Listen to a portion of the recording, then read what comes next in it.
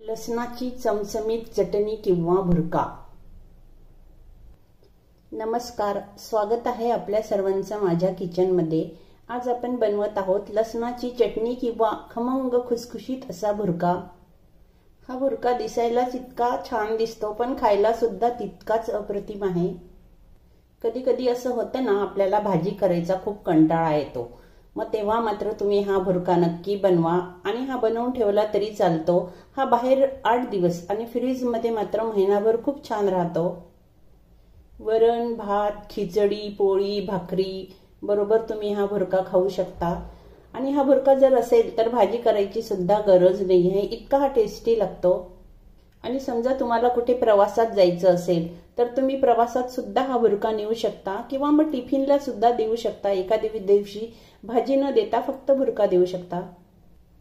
बनवूया लसणाचा खमंग असा भुर्का। पण त्याआधी जर आपण माझ्या रेसिपी बघत असाल आणि आपण जर माझ्या चॅनलला सबस्क्राइब केलं नसेल तर प्लीज सबस्क्राइब करा, माझे व्हिडिओ लाईक शेअर करा। रेसिपीला सुरुवात करू।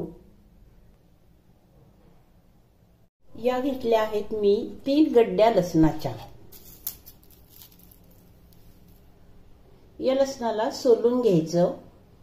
लसण सोलून झाल्यानंतर त्याला खलबत्त्यामध्ये जाडसर असं ठेचून घ्यायचं। याला मिक्सर मधून नका काढू किंवा मग बारीक बारीक चिरून घ्यायचं। मी याला खलबत्त्यामध्ये ठेचून घेतलेलं आहे।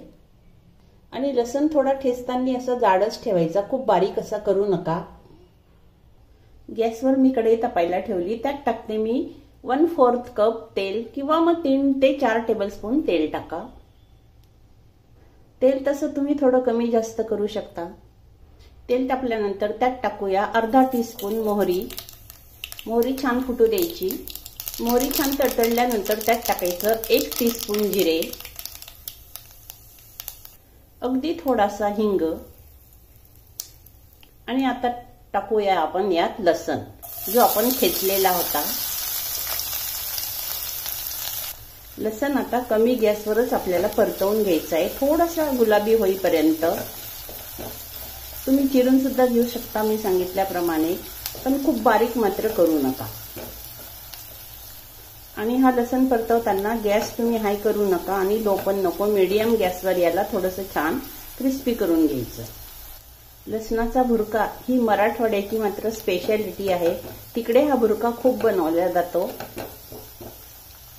आणि हा भुर्का बनवायला काही खूप जास्त वेळ लागत नाही, अगदी 2 ते 3 मिनिटांमध्ये तयार होतो। लसण थोडासा होत आला की यात आपण टाकायचं आता हे 2 टेबलस्पून तीळ।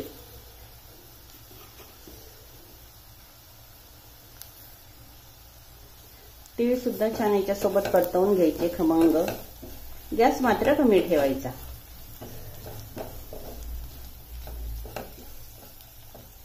आणि तुम्हाला हा भुर्का जर खूप जास्त दिवस टिकवून ठेवायचा असेल तर तुम्ही तेलाचं प्रमाण मात्र वाढवा याच्यामध्ये। आणि 8 दिवसाच्या आतच जर संपवायचं असेल तर मात्र थोडं कमी तेल टाकलं तरी चालतं। पण मात्र कच्चा ठेवू नका, त्याला छान गुलाबी असा क्रिस्पी बनवा। आता बघू शकाल आपण लसण थोडासा छान परतवला गेला, किंचित याला गुलाबी कलर आला।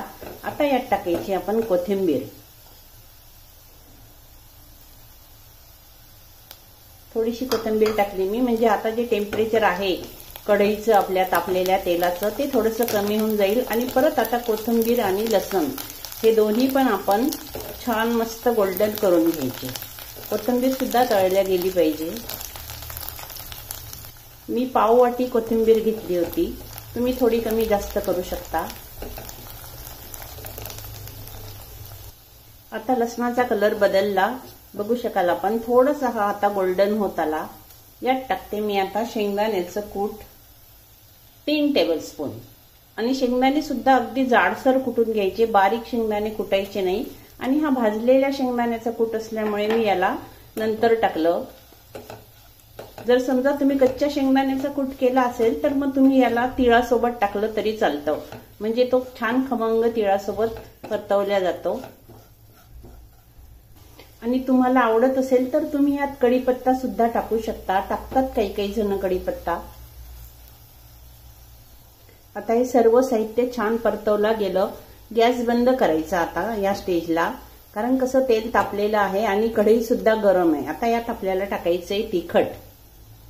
पोहे खायच्या चमच्यानी 2 चमचे तिखट मी टाकते, कारण हे तिखट खूप छान तिखट आहे. तुम्हाला किती तिखट लागतं ते तुम्ही ठरवा. त्याच्यानुसार 3 किंवा 4 चम्मच सुद्धा टाकू शकता, पण बघा तुम्हाला तिखट किती लागतं.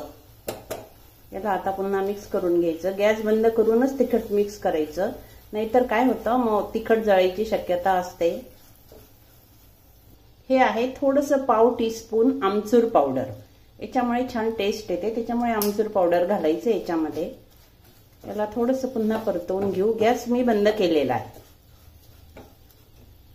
भुर्का आता आपला तयार झाला. यात तुम्हाला जर साखर टाकायची असेल तर तुम्ही टाकू शकता. अगदी थोडीशी चवेला, चिमटीभर टाकायची, बिलकुल खूप जास्त नको, एकदम थोडी साखर. आणि साखर मात्र ऑप्शनल आहे, आवडत असेल तर टाका, नाहीतर काहीही हरकत नाही. भुर्का तयार आहे. आता सर्व वस्तू टाकून झाल्यानंतर यात टाकते मी अर्धा टीस्पून मीठ. एवढ्या भुर्क्यासाठी अर्धा टीस्पून मीठ पुरेसं आहे, किंवा मग तुम्ही टेस्टनुसार टाका. हे पण व्यवस्थित मिक्स करून घ्यायचं.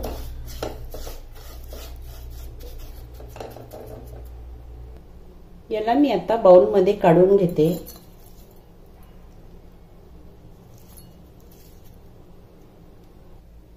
तयार झाला लसणाचा खमंग भुर्का. हा भुर्का तुम्ही जसं वरण, भात, भाजी पोळी सोबत खाऊ शकता, तसंच तुम्ही हा भाजीमध्ये सुद्धा टाकू शकता. एखाद्या भाजीमध्ये भाजी झाल्यानंतर थोडासा टाका, भाजीला खूप छान टेस्ट येईल. आपण सुद्धा ही रेसिपी नक्की ट्राय करा. पुन्हा भेटूया अशाच एक छानशा रेसिपीसह. तोपर्यंत धन्यवाद.